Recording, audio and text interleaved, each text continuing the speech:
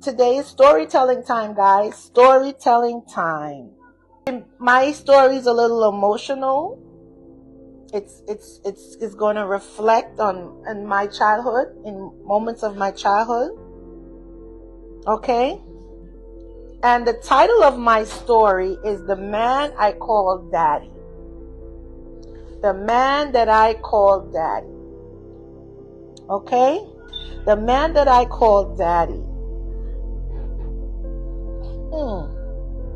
The man I called Daddy was daddy.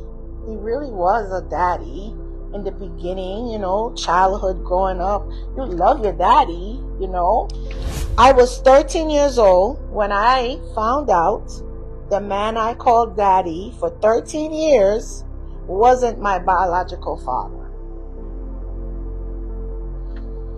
Yes, at 13.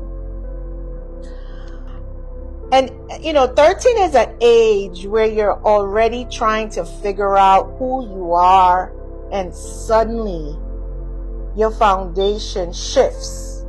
But what hurt even more than the truth was realizing that my mother had been surviving for many years. As young as 3, I grew up seeing.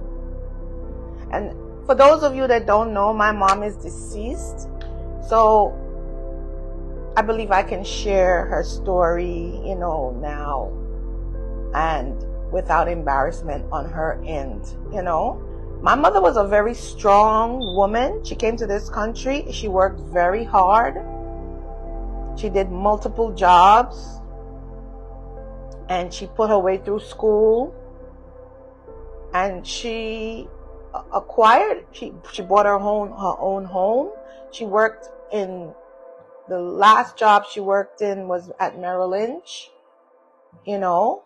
But prior to that, she used to work in Florence Nightingale nursing home for many, many years, right? So I was saying, what really hurt me, that wasn't the truth of me not knowing my dad, but my real dad, but seeing the man that I thought was my father for many, many years,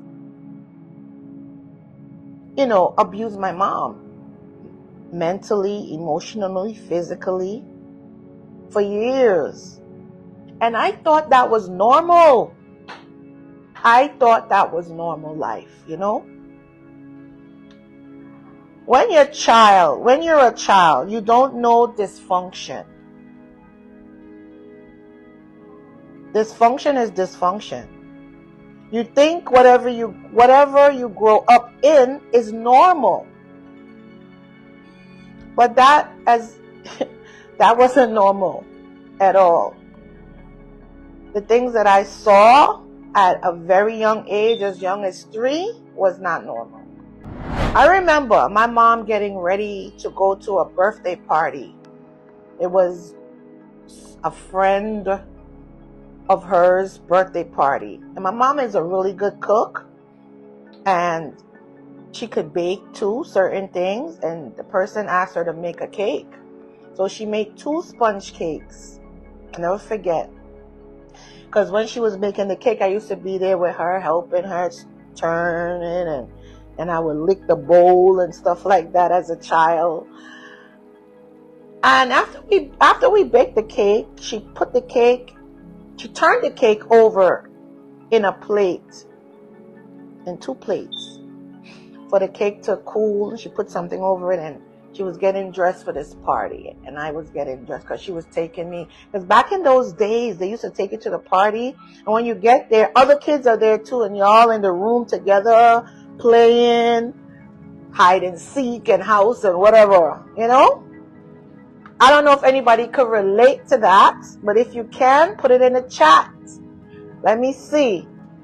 We went to the party. My mom get ready to leave to go to this party, and here comes my dad. At the time, I thought he was my dad. And he came home from work, and my mom was dressed, and he's like, where you going? And she said, you don't remember so-and-so having this party, blah, blah, blah. And he was arguing with her and telling her, she's not going anywhere and take off your clothes and whatever. And my mom was like, no, Whitney, we're going to go to this party.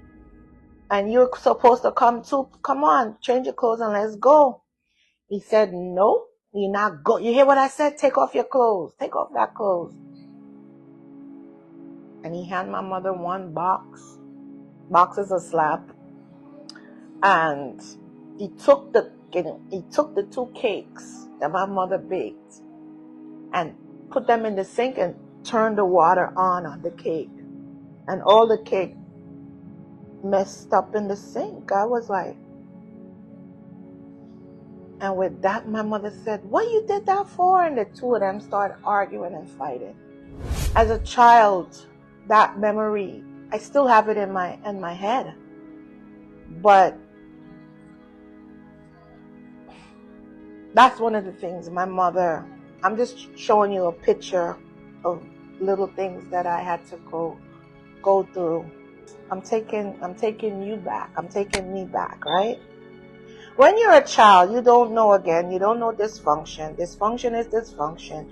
You think whatever you grow up in is normal. I grew up watching tension in my home. I grew up watching my mother shrink herself just for peace.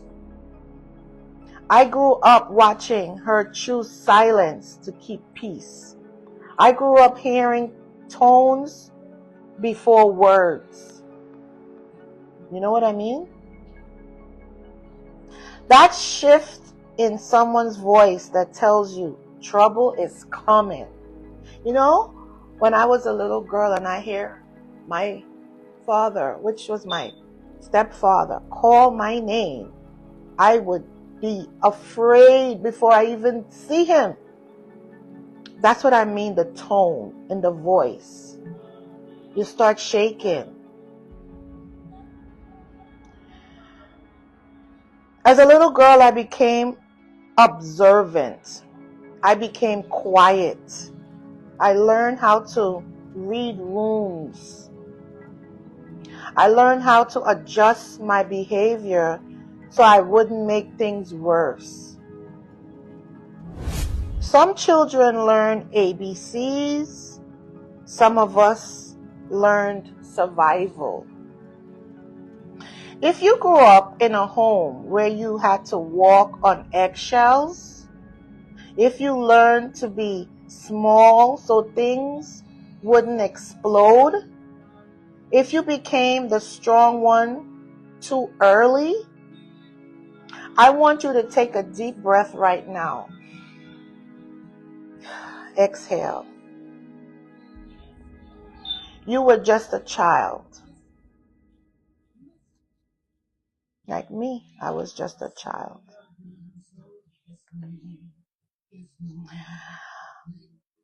My mother, she was strong, but she was surviving.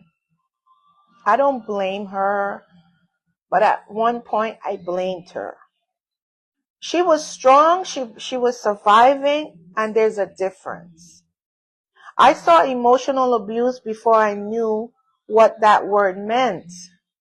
I saw manipulation before I understood psychology. I saw control before I understood power.